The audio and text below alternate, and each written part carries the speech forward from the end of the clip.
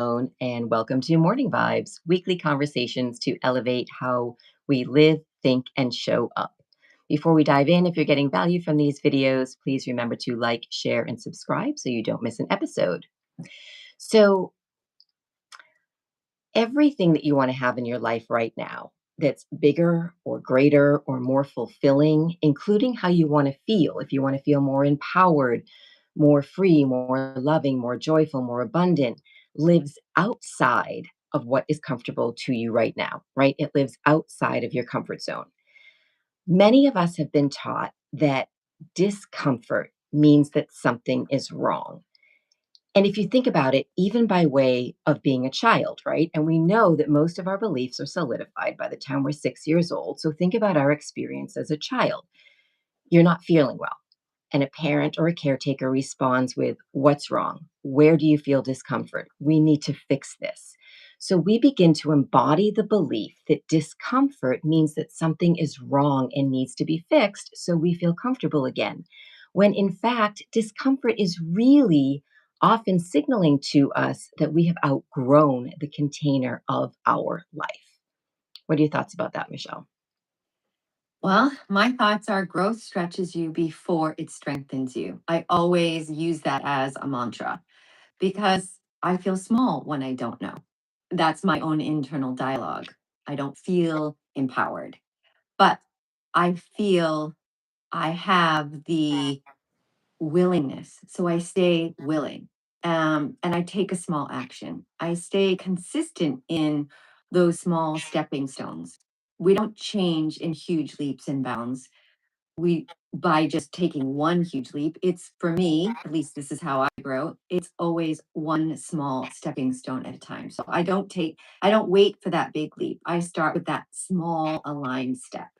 And then I make the call, I send the message, I write a post. That small action really compounds the confidence. Yeah. And I think that a mistake that we make is thinking that we need to feel ready to take that step that makes us feel uncomfortable or makes us feel nervous. When the truth is that often leading up to it, you're not going to feel ready. You're not going to feel calm and confident. You may feel shaky. You may feel a little bit scared. We need to understand that we need to take action from that place. As you said, make the phone call, have the conversation, go to the event, do the podcast. I do have a tip for that though. Something I find that is incredibly helpful is so simple, but in that moment when I know it's about time to take that action, I literally take 3 slow, deep breaths. I feel my whole body lift and expand as I inhale. As I exhale, I release tension, I relax. And after that third breath, there's like 1 second where I have a space of calm. And I have trained myself in that second to just do it, just jump in. And then as we all know, once we're in, we're in. The hardest part is usually just taking in that action. And then we're in and we're like, okay, I'm in. I can do this, which is, as you said, these small steps is how we build our confidence and our self trust. It's not typically in those big jumps, though sometimes we are called to make them. It's the little things that build up those daily habits, that way of being that support us in taking those steps that support our growth and our expansion. Absolutely. So, yes, confidence grows when you trust yourself. And for me, that's keeping my promises to myself. Mhm. So even the smallest commitments, showing up, following through, building the trust within. That's what I do. So if I have my to-do list, I like to write things down because now I have it on paper and I go to that. And I like to also swallow the frog first. And what I mean by that is I like to do the hard thing first because it's always lingering. I still have that thing on my stomach. It's like, I don't know how to do that. And I want to do all the busy things because I want to avoid the big one. So Yeah. I think, why am I doing that to myself? So I do the hard thing first. And then the other things seem like so easy and they flow and you like have built your confidence. You've taken the leap. You've conquered yourself, right? I guess that's a part of that I reflect on, that evidence, right? So even if you're not ready, it's telling yourself the truth. It's look what I've done, not just how I feel. Yeah. And I think a beautiful byproduct of that, of staying the commitment to yourself, feeling the fear and doing it anyway is we do build our confidence. I did it. I survived. Maybe I even thrived or I figured it out. In building that self trust and that confidence, though we still may feel anxious before taking that next step, we're more willing to do it. And that truly is how we build the lives that we want. And I think we go back to remembering, like, I'm not doing this for somebody else. This is something that I actually want to be doing. We remember that, and then we become our biggest cheerleader, our biggest support, our biggest fan.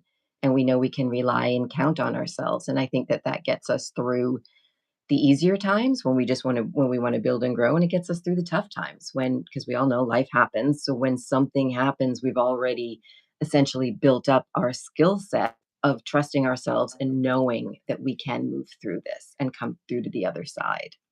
Absolutely. Because habits are formed in one bold movement. They're built through repetition, through identity, through reinforcement, right? So for risk takers, the process is a little different because they're just building habits of action. They're building habits of leaping into the unknown.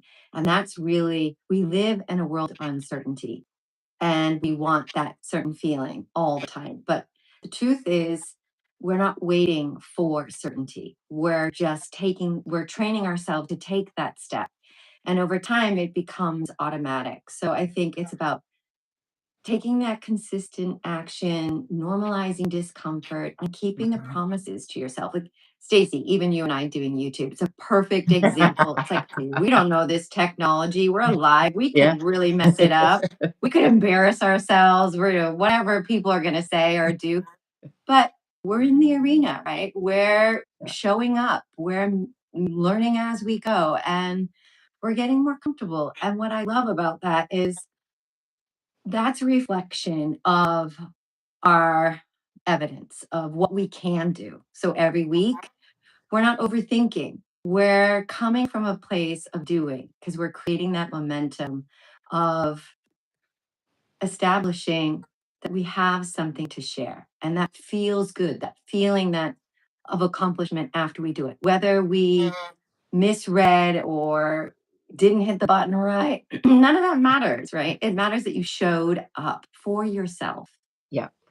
Yeah, I have 2 things. One is that right before we hopped on, my dog Chapin, who is sitting right outside this door, I have a window that overlooks the driveway that sees the street, and Chapin starts going crazy with somebody walking by, and, like, let's face it, when we're live, that can happen. Chapin can go crazy, the cats can do something, but it's showing up, not worrying that it's going to be perfect, and I one of the other big things when we're going out of our comfort zone, we really it benefits us to get to that place of remembering that we're doing it for us, that if we're feeling something from our heart, it's part of our purpose, it's part of our passion, it is our soul wanting to move.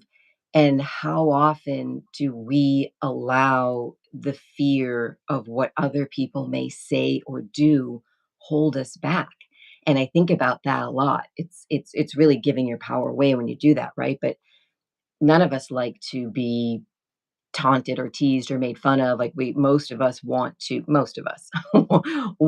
to be liked or be accepted, and I think that that can be a hindrance, right? It's something that we have to look at and say, yeah, it doesn't matter, I'm going to do this, and I know that Mhm. there's purpose in it, and I know that there's growth in it, and just as you said, step in, do it anyway. It doesn't need to be perfect.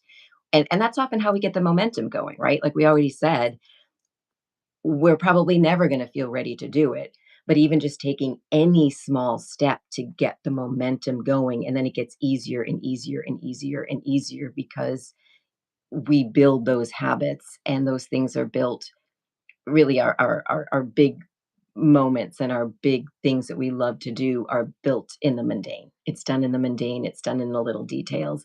It's not typically those big, huge jumps. Yes. So it's not about ascending, it's about centering. So join Morning Vibes live Thursday at 9:30.